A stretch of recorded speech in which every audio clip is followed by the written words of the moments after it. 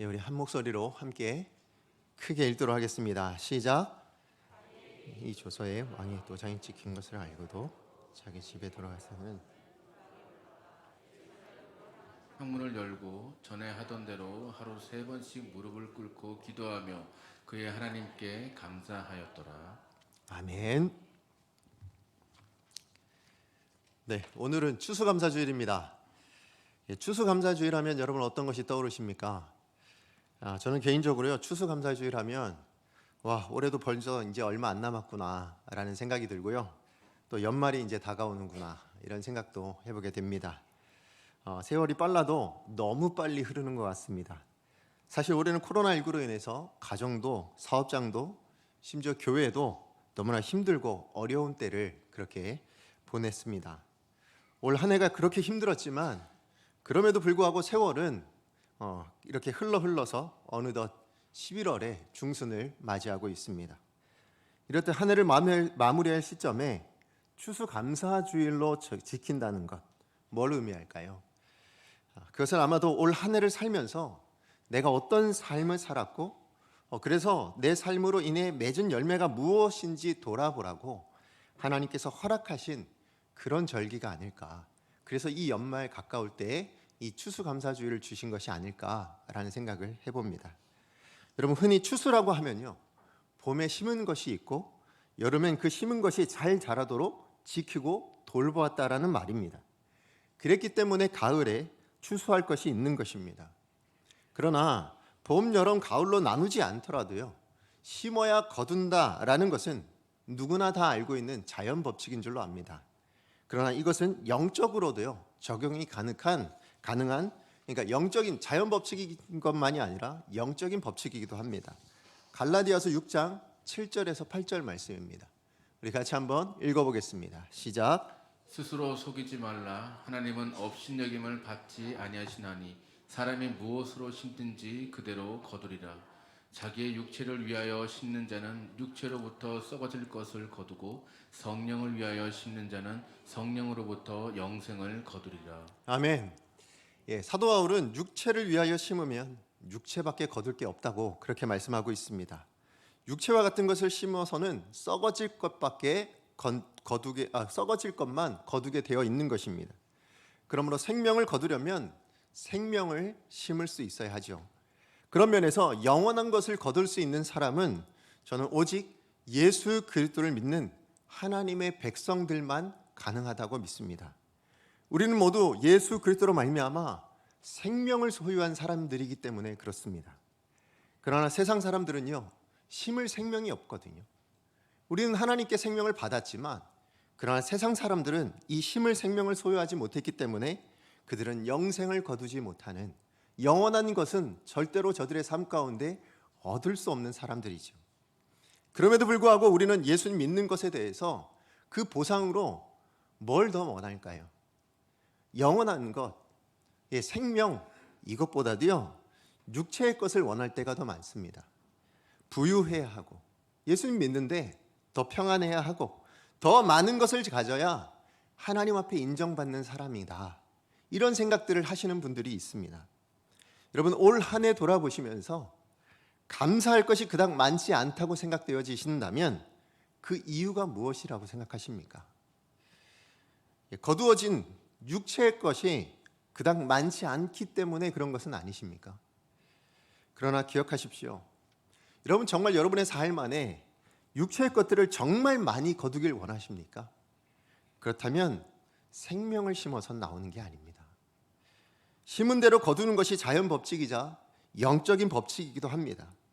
그러므로 코로나로 힘들고 어려운 이때에도 하나님이 기뻐하시는 열매를 들을 수 있는 사람들이 바로 오늘 이 예배에 참여하고 있는 저와 여러분인 줄로 믿습니다. 여러분, 감사원금이 줄었다고 하나님이 슬퍼하실까요? 어떻게 생각하세요? 올 한 해 코로나 이것 때문에 너무 힘들어서 감사원금을 하나님 요거밖에 못 드렸어요 라고 하면 하나님이 너 왜 이것밖에 안 가져왔어? 이렇게 슬퍼하실까요? 화를 내실까요? 그렇지 않을 것입니다. 그보다 우리가 마땅히 맺어야 될 영적인 열매가 없을 때에 생명을 줬는데 그 생명으로 맺어내는 그 열매가 없을 때에 더욱더 슬퍼하실 거라 그렇게 생각합니다. 이렇듯 저는 너무나도 힘들고 어려운 시절 속에 이렇게 지금 올해 이제 추수감사주일을 맞이하게 됐는데, 그래서 어떻게 이 감사주일 설교를 준비할까 이런저런 고민을 하고 있는데 문득 떠오른 인물이 바로 오늘 본문의 다니엘이었습니다. 특히나 제가 다니엘 6장에 나오는 이 다니엘의 모습에 집중하게 된 것은요, 그가 지금 개인적으로 절체절명의 위기 가운데 놓여 있었기 때문에 그렇습니다.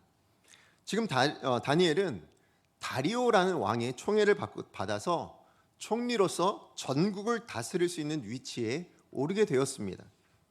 그런데요, 그 다니엘을 시기하는 다른 총리들과 고관들이 계략을 짜서 어떻게 하냐면 다니엘을 죽이려 하고 있는 상황입니다. 그런데 다니엘에게서 제가 이 본문에서 확인되어지는 이 사람 좀 대단하다라고 제가 생각했던 게 뭐냐면, 그런 위기 가운데서도 전혀 동요하고 있는 모습이 보이지 않는다는 거예요. 어떤 모습도 저 같으면 저를 죽이려 모함하는 이들을 없애기 위해서 자기 총애하잖아요, 왕이. 그럼 왕한테 가가지고 제가 지금 이만저만합니다, 좀 이렇게 그렇게 찾아갈 수도 있을 것 같고, 아니면 다른 방법을 좀 찾아볼 수 있을 것 같은데 전혀 그렇게 하지 않습니다. 그리고 오히려 다니엘은 전에 하던 대로 기도하고 더 나아가서 하나님께 감사를 드리고 있는 그런 삶을 우리 가운데 보여주고 있습니다. 다니엘은 어떻게 이런 절체절명의 위기 가운데서도 전혀 동요하지 않고 오히려 감사를 하나님 앞에 올려드릴 수 있었는가? 저는 이것이 추수감사주일을 맞이하여 다니엘이 이런 위대한 인생을 살 수 있었던 것은, 저는 다니엘도 그의 인생 가운데 심은 것이 있었고 그 심은 것을 지키고 돌보았기에 맺어진 열매다라고 생각을 합니다. 그렇다면 다니엘이 심은 것이 무엇일까요? 첫째로 다니엘은 자기 인생에 하나님의 뜻을 심었습니다. 우리가 알듯이 다니엘은 바벨론에 포로로 잡혀왔을 때부터 하나님의 뜻대로 살기로 뜻을 정했던 인물이죠. 사실 다니엘에게 있어서 나라를 잃고 포로로 잡혀온 것 자체가 어쩌면 가장 큰 위기일 수 있어요. 포로로서 목숨을 부지하며 사는 것 자체가 쉽지 않지 않겠습니까? 그죠? 뿐만 아니라, 그런데 다니엘은요, 거기서 한 발 더 나아가서 뭐라고 하냐면 하나님의 뜻대로 살겠다고 뜻을 정하고 있는 겁니다. 우리 다니엘서 1장 8절 말씀 함께 읽어보겠습니다. 다니엘은 뜻을 정하여 왕의 음식과 그가 마시는 포도주로 자기를 더럽히지 아니하리라 하고 자기를 더럽히지 아니하도록 환관장에게 구하니. 아멘. 지금 다니엘은요, 뜻을 정했는데 어떤 뜻이요? 왕이 주는 진미와 그 포도주를 먹지 않겠습니다 라고 합니다. 그런데 먼저 한 건 뭐냐면 환관장에게 자기를 좀 더럽히지 않을 수 있도록 도와주세요 이렇게 얘기한 겁니다. 근데 환관장의 입장에서는 이게 기가 찰 일인 거예요. 왜 그럴까요?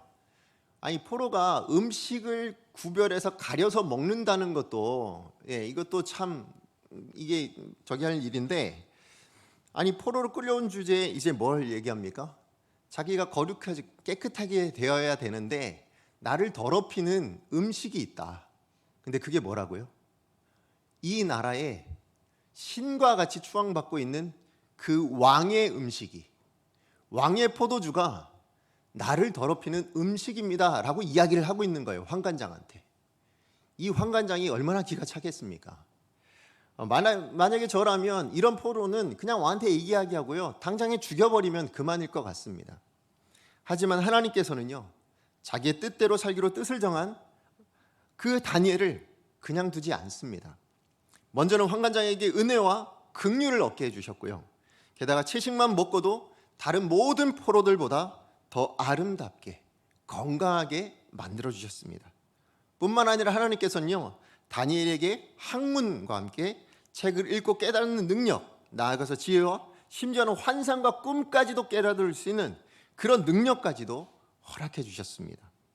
결국 하나님께서는요, 다니엘이 심은 이 하나님의 뜻이 그냥 심어진 것으로 냅두는 것이 아니라 30배, 60배, 100배의 열매로 맺어지도록 그의 삶 가운데 나타나도록 하나님께서는 만들어 주셨다라는 것이죠. 이것을 경험한 다니엘이기 때문에 오늘 본문의 6장에 나오는 이 위기 앞에서도 하나님의 뜻을 포기하지 않는 겁니다. 여러분, 다니엘이 처한 위기가 뭐라고요? 우리 다니엘서 6장 6절에서 7절 말씀 다시 한번 읽어보겠습니다. 시작. 이에 총리들과 교관들이 모여 왕에게 나아가서 그에게 말하되 다리오 왕이여 만수무강하옵소서. 나라의 모든 총리와 지사와 총독과 법관과 관원이 의논하고 왕에게 한 법률을 세우며 한 금령을 정하실 것을 구하나이다. 왕이여 그것은 곧 이제부터 30일 동안에 누구든지 왕 외에 어떤 신에게나 사람에게나 무엇을 구하면 사자굴에 넣기로 한 것이니이다. 아멘. 다니엘에게 지금 사자굴에 던져질 위기가 처해졌습니다.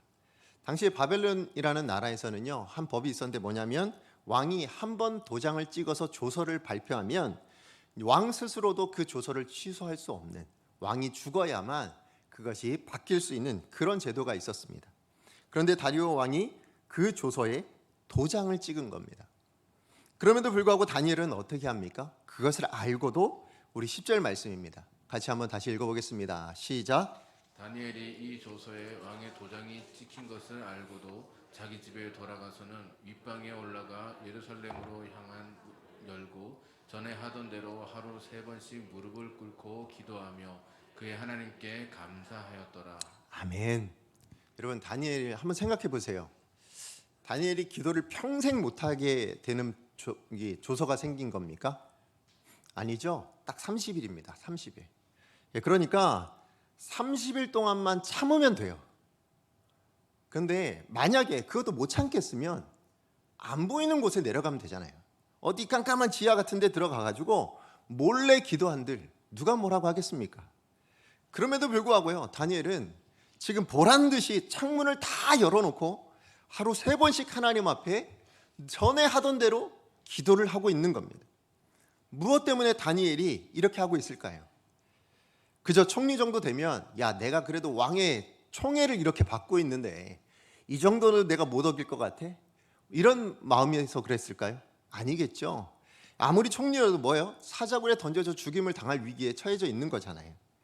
자, 그렇다면 다니엘이 지금 자기의 삶으로, 지금 자기의 그 모습으로 보여주고자 했던 메시지가 뭐냐는 거죠. 하나님의 사람은 죽임을 당하는 한이 있어도 뭘 한다고요? 하나님의 뜻은 포기하지 않는다. 이걸 보여주고 싶었던 겁니다. 다시 말해서 다니엘에게는 다리오라는 이 법보다 그 이전에 하나님의 뜻이 가장 우선순위입니다.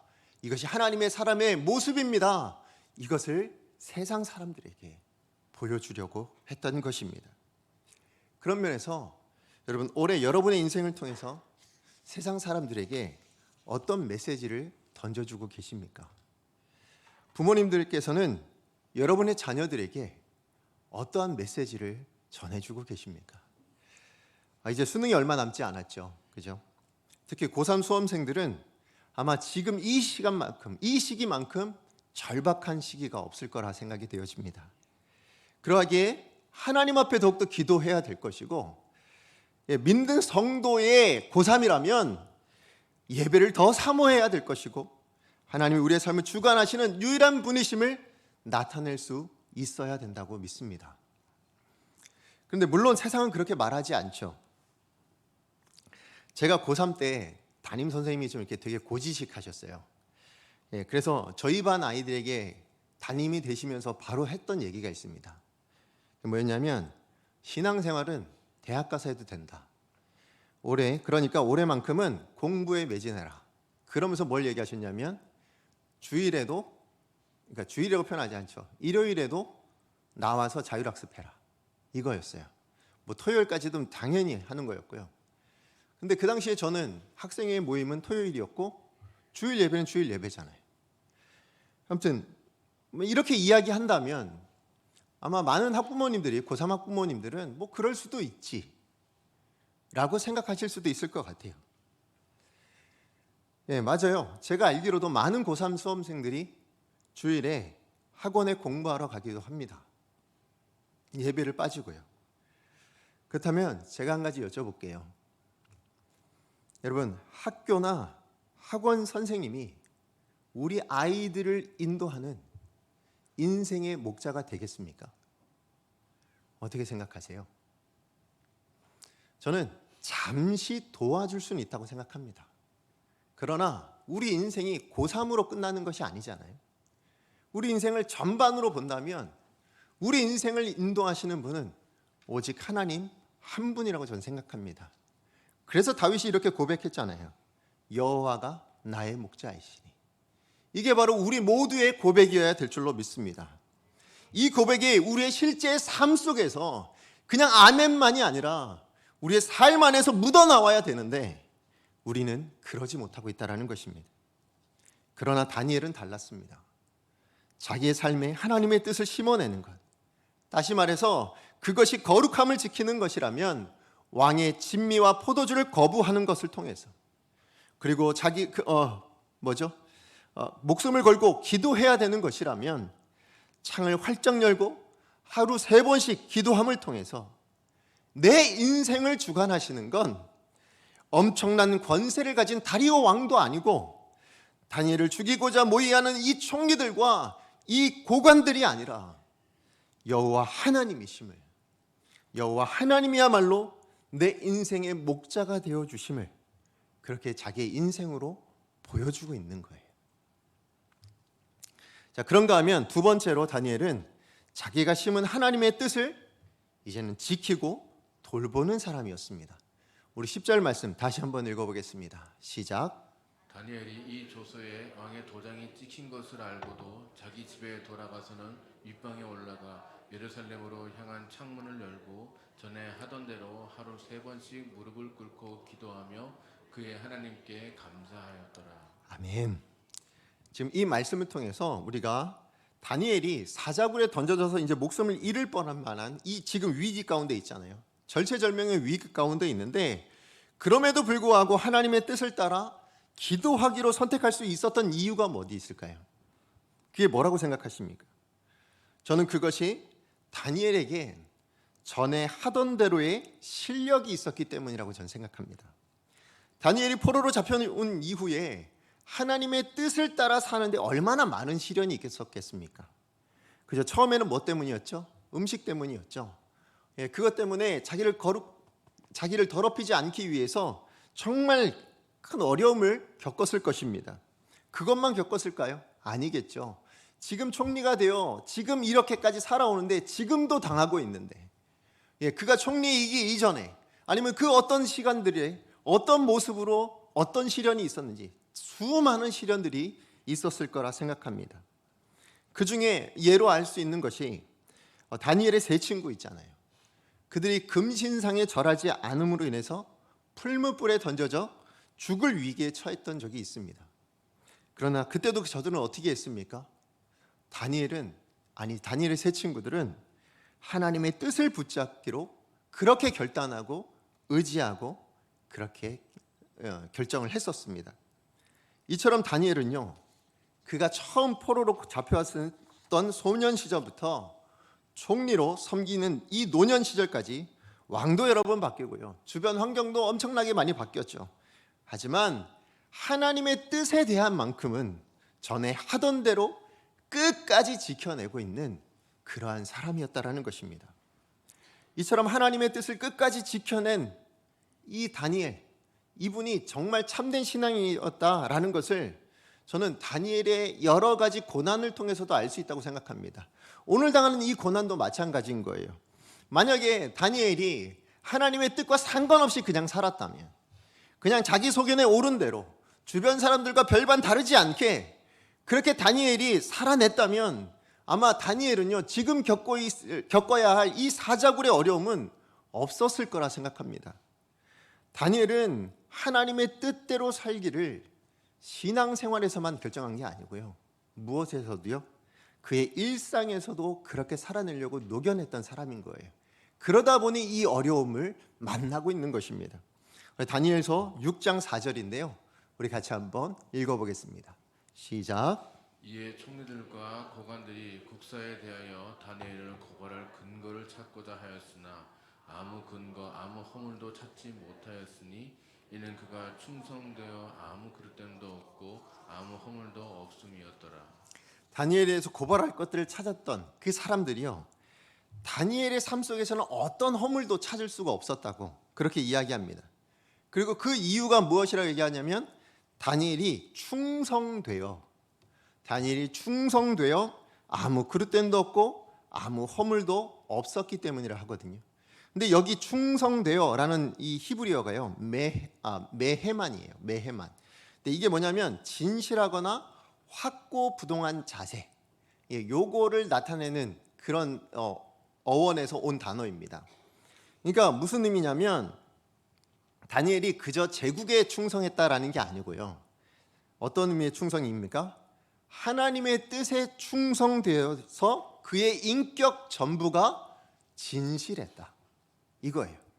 그러니까 그의 삶에 그냥 하나님의 뜻에 충실하다 보니까, 충성되어지다 보니까 그냥 신앙생활만 하나님의 뜻대로가 아니라 내게 주어진 삶의 모든 영역도 다 하나님의 뜻대로 살아냈다라는 것이죠. 그러다 보니까 그가 하나님의 뜻에 따라 이렇게 진실하다 보니까 어떤 업무를 부여받더라도 공정하게 의롭게 처리하고, 또한 다른 이들이 행하는 것처럼 뇌물을 받거나 거짓된 일을 하거나 불법적인 방법을 택하지도 않았습니다. 하나님의 뜻에 의하여 철저하며 완전하다고 여겨질 만큼 그는 순전한 삶을 살았고, 그러한 하나님의 뜻에 기초해서 자기의 직분 또한 수행했던 것입니다. 저는 바로 오늘날 우리 그리스도인들이 회복해야 될 모습이 바로 이 모습이라고 생각이 되어집니다. 하나님 나라를 위해서 뭔가 거창한 것을 해야만 하나님께 인정받는 것이 아닙니다.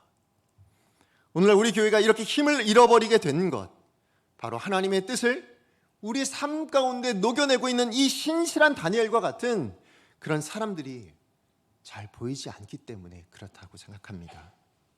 그렇기 때문에 하나님께 인정받고요, 나아가 세상 사람들에게도 인정받는 교회가 되고 성도가 되려면 저는 다니엘처럼 누가 보더라도, 아니 누가 청문회를 하듯이 내 인생을 다 조사해도 하나님의 뜻대로 살아내므로 그가 충성되어 아무 그릇됨도 없고 아무 허물도 없었다라는 이 평가를 받을 수 있는 하나님의 사람들이 많아져야 된다고 생각합니다. 바라기는 우리 강성교회 성도님들은 언젠가 하나님 나라의 심판대 앞에 섰을 때요, 다니엘과 같이 이런 아름다운 평가를 들을 수 있는 모든 분들 되시기를 간절히 축복합니다. 그러나 여기서 우리가 한 가지 기억해야 될 것은 있습니다. 이게 쉬운 거면 그냥 쉽게 제가 권면하겠는데요, 이게 쉽지 않다는 거죠. 다니엘을 봐도 알잖아요, 그죠? 하나님의 뜻대로 살아내는 것, 세상이 그렇게 원치 않습니다. 오히려 하나님의 뜻대로 살아가는 사람은요, 세상으로부터 공격을 당하고 어려움을 당하게 됩니다. 그런 면에서 하나님의 뜻에 신실하게 살아냈음에도 불구하고 여러분, 어려움을 겪고 계십니까? 힘드세요? 인내하십시오. 정말 힘드시겠지만 그래도 하나님의 뜻대로 살겠다고 그렇게 결정하고 결단하고 고민하시고 인내하십시오. 그러면 하나님이요, 다니엘에게 임했던 것처럼 30배, 60배, 100배의 은혜를 허락해 주실 걸, 그 날이 오게 하실 거라고 저는 반드시 믿습니다. 그러나 한편으로 여러분, 세상 속에 살면서요, 아무런 어려움이 없습니다. 아니, 뭐가 그렇게 어렵다고 얘기하십니까? 이런 생각을 하시는 분이 혹시 계시다면, 여러분, 세상 속에 살면서 아무런 신앙인이 아무런 어려움이 없다고요? 그건 내 신앙에 문제가 있는 걸 수도 있어요. 그렇죠? 여러분, 그거는 돌이키셔야 돼요. 여러분, 회개하셔야 됩니다. 세상이 나를 그냥 가만히 내버려 두네. 내버려 둔 게 아닙니다. 그냥 내버려 둬도 하나님 뜻대로 안 가니까 그럴 수 있는 겁니다. 그 인생 돌이켜야죠. 하나님께로 가야죠. 말씀의 결론을 맺습니다. 다니엘은 하나님의 뜻을 심었습니다. 그리고 하나님의 뜻을 이뤄내기 위해서 그의 전생애를 바치고 지키고 실천했습니다. 하나님께서는 다니엘의 이 삶 자체를 열매로 받으셨다고 믿습니다. 다니엘이 감사를 드렸다는 게 아니에요. 뭘 감사했을까요? 저는 다니엘이 하나님 앞에 기도할 때 드렸던 이 감사가 제가 믿기는 하나님, 저 이 순간에도 내가 죽을 것 같은 이 순간에도 하나님 앞에 뜻을 정했던 이것을 지켜내고 있고 성도됨을 결코 놓치지 않았습니다. 감사합니다. 저는 이걸 감사로 드렸다고 믿습니다. 이것이 하나님이 받으시는 열매라고 생각합니다. 하나님의 백성답게 살기 위해서 몸부림친 그 모든 삶의 순간, 그 한순간 한순간이 하나님이 기뻐하시는 생명을 가진 사람만이 들을 수 있는 열매예요. 여러분, 제가 제 간증 하나만 하고요, 말씀 마치도록 하겠습니다. 사실 저 오늘 좀 이상해 보이지 않으세요? 그죠? 좀 이상합니다. 몸이 안 좋아요. 그냥 안 좋은 정도가 아니라 지금 어떻게 해야 될지를 모르겠어요. 이 지금 서 있는 게 제 의지로, 제가 보통 이렇게 손을 여기 기대고 안 서거든요. 근데 지금 몸이 너무 힘든 거예요. 제가 이렇게 몸이 힘들다고 얘기하는 건 사실은 목사로서 되게 부끄러운 이야기를 지금 여러분 앞에 하는 겁니다. 목사가 프로페셔널하지 못해가지고, 프로답지 못해가지고 자기 몸 하나도 간수 못하는 이런 부족한, 저의 이 부족함을 지금 여러분 앞에 드러내고 있는 겁니다. 근데 제가 지난 화요일 저녁부터 지금까지 정말로 제가 어떻게 이 날들을 보냈는지 기억도 잘 안 날 정도로 너무 힘들었어요. 오장육부가 지금도 이 입이 지금 계속 말라가지고 말이 잘 안 되는 그런 지금 상황이에요. 근데 사실은 제가 이 주 중에요,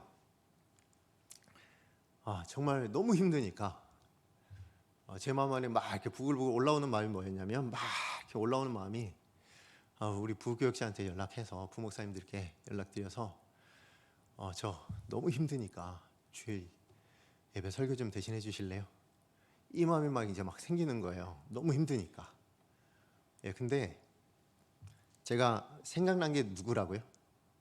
다니엘이잖아요. 갑자기 다니엘이 생각이 나는 거예요. 그리고 이번 주일은 무슨 주일이죠? 추수감사주일이에요. 그죠? 그러니까 제가 지금 말씀드렸던 추수, 하나님께 감사를 드리는 것도 있지만 우리가 맺은 열매를 드려야 된다고 저는 생각을 하는데, 그 열매라는 것이 하나님께서 저를 성도로 부르셨고 또 저를 목사로 불렀어요. 이 강성교회. 그렇다면 제가 이 모든 것을 싸워내며 만약에 하나님 저를 이 자리에 세워주신다면, 그렇다면 좋겠습니다. 이 마음을 가지고 그 마음을 내려놨어요. 근데 하나도 안 괜찮아지는 거예요. 근데 여러분 아시겠지만 제가 어제 주례를 했거든요. 주례 준비도 해야 되고 오늘 주일 설교 준비도 해야 되고 당회도 있거든요. 당회 준비도 해야 되고. 근데 몸은 하나도 안 괜찮아지는 거예요. 더 힘들어졌어요. 너무너무 힘들어졌어요. 정말 어떻게 해야 될지 모르겠더라고요. 그래서 그럼 어떻게 해요? 그래도 하나님 앞에 기도했죠. 기도하고,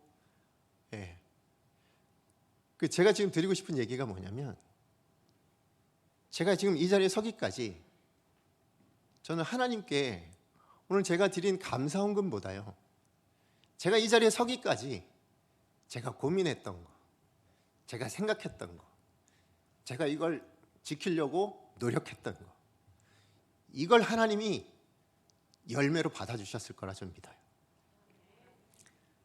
제가 오늘 결론으로 여러분에게 말씀드리고 싶은 게 그겁니다. 여러분 삶의 자리로 들어가서 여러분에게 주신 하나님의 생명, 성도로 여러분을 세우셨습니다. 그 자리에서 성도로 지켜내는 거예요. 힘들어요. 정말 힘듭니다. 어렵습니다. 때로는 손해를 감수해야 되기도 하고, 때로는 당연히 안 될 건데, 당연히 어려울 건데, 이런 마음이 드는 그런 하나님의 뜻도 있어요. 그런데 여러분을 하나님께서 그렇게 행하라고 그 뜻을 여러분에게 주셨어요. 그래서 여러분 그 뜻대로 살려고 여러분이 만약에 고민하고, 여러분이 만약에 그 뜻을 이루기 위해서 그 고난을 감수해내고 그렇게 해서 성도로 하루를 살아낸다면, 아니 성도로 한순간을 살아내셨다면, 성도다운 생각을 한순간 했다면, 저는 그것이 하나님이 기뻐하시는 열매로 받으시는 거라고 저는 생각합니다. 그럼 추수감사주일은요, 오늘 하루가 아니에요. 사실은 우리는 늘 하나님 앞에 이 추수를 드려야 되는 거 아닙니까? 여러분, 우리가 하루만 생명을 받았어요? 아니죠. 우리의 매 순간순간마다 하나님 우리에게 생명을 주셨어요. 성도됨을 주셨고 하나님의 말씀을 주셨어요. 그렇다면 이 말씀을 지키기 위해서 좀 고민하세요. 좀 희생하십시오. 그 모든 하나하나를요, 하나님이 다 기뻐 받으시는 열매로 받으실 줄로 믿습니다. 그래서 정말 죄송하지만 정말 부끄러운 얘기를 여러분 앞에 드렸습니다. 여러분, 세상 사람들은 결코 맺을 수 없는 열매는 여러분은 맺을 수 있어요. 그게 성도다움이라는 열매인 줄로 믿습니다. 그것을 하나님이 세상 그 어떤 열매보다도 기뻐하시는 줄로 믿습니다. 그 열매를 하나님 앞에 드릴 수 있는 그럼 우리 강성교회 모든 성도님들 다 되시기를. 그래서 이번 한 주간은요, 와, 정말 그 열매를 하나님 앞에 내가 매일매일 드렸다고 그렇게 이야기할 수 있는 우리 모든 성도님들 다 되시기를 간절히 축복합니다. 우리 말씀 기억하면서 우리 찬송 한 장 불렀으면 좋겠는데요. 찬송가 382장입니다. 네.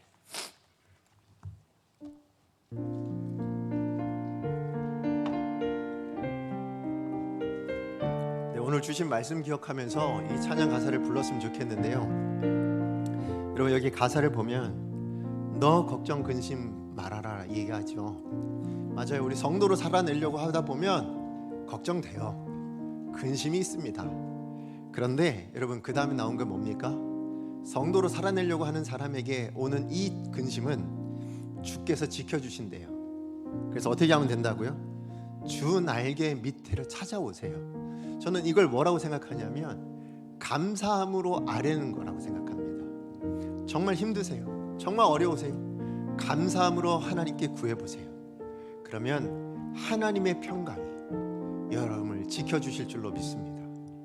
여러분의 인생을 책임져 주실 줄로 믿습니다. 오늘 그 기대를 가지고, 그 마음을 가지고 오늘 이 찬양 1절을 함께 찬양하도록 하겠습니다.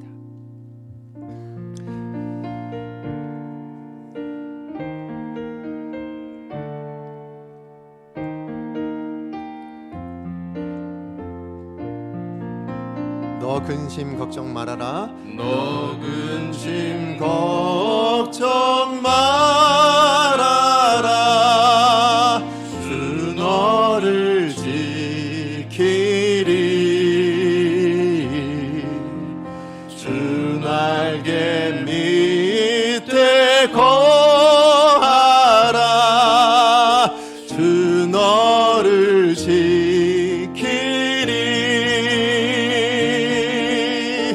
주 너를 지키리. 아무 때나 어디서나 주 너를 지키리. 늘 지켜주시리.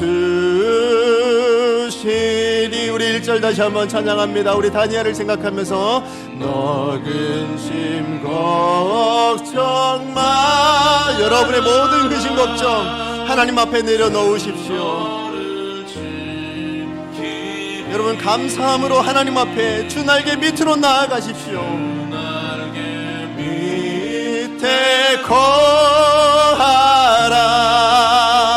주 너를 지키리. 반드시 지켜주십니다. 주 너를 지키리. 아무 때나 어디서나 주 너를 지키리.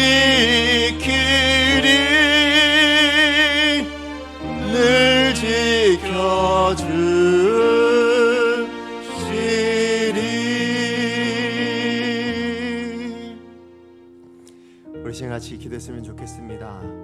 오늘 주신 말씀 기억하며 또 오늘 찬양을 기억하며 우리가 좀 성도다움 삶을 하나님의 뜻을 녹여내는 그 삶을 하나님 앞에 열매로 올려드릴 수 있는 나의 삶 되게 하여 주시옵소서. 그러나 그 삶을 살아낼 때 힘들고 어려우면 감사함으로 하나님 앞에 고백하겠습니다. 하나님 주의 평강으로 지켜 주시옵소서.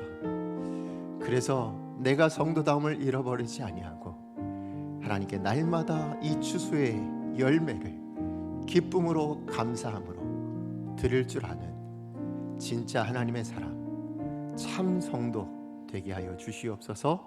주여 능력을 주옵소서. 한 번에 주여 하나님 앞에 기도합니다. 주여 능력을 주옵소서.